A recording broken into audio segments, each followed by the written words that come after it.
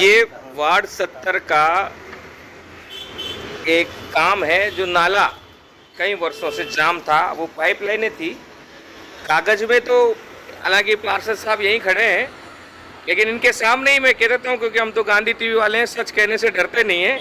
कागज में तो हर साल कई बार इसकी सफाई हो जाती है, लेकिन पहली बार हकीकत में सफाई हो रही है।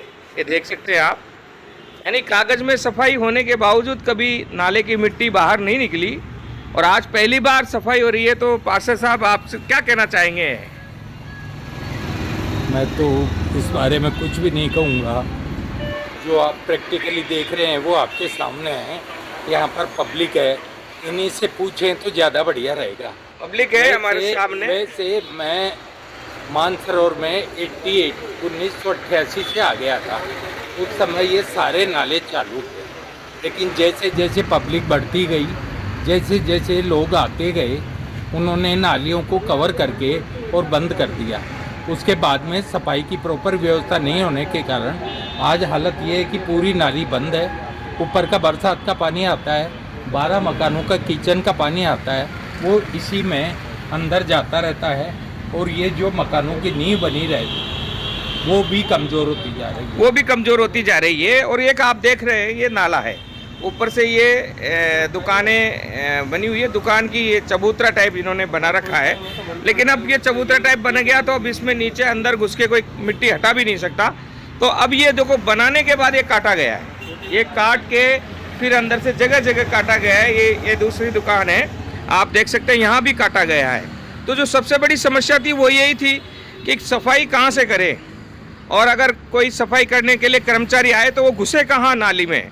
तो उसके लिए ये जगह जगह से काट के व्यवस्थाएं की गई है। हालांकि ये भी गलत है, क्योंकि ये पूरा इलाका साफ होना चाहिए नियम के अनुसार। फिर भी कोई बात नहीं, लोगों ने कुछ तो काट के और जगह दी है। हमारे बीच में, क्या नाम है आपका? मेरा नाम विजय कुमार जैन साहब। आदर्श व्यापार मंडल का मैं कोषाध्यक्ष हूँ।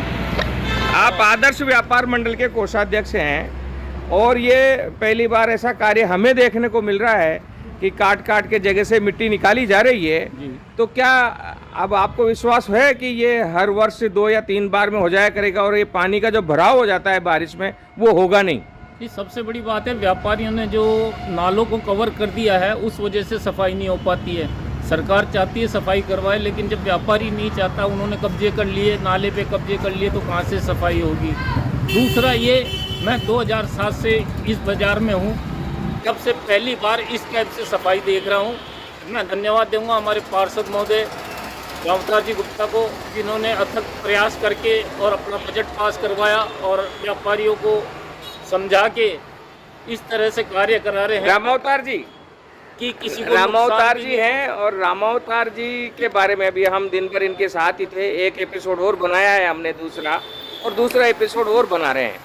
तो सबसे बड़ी बात क्या, रामावतार जी जैसे जुझारू और ईमानदार लोग अगर हमारे साथ आ जाएं तो हम बहुत बड़ी जीत जीतते हुए आगे बढ़ सकते हैं।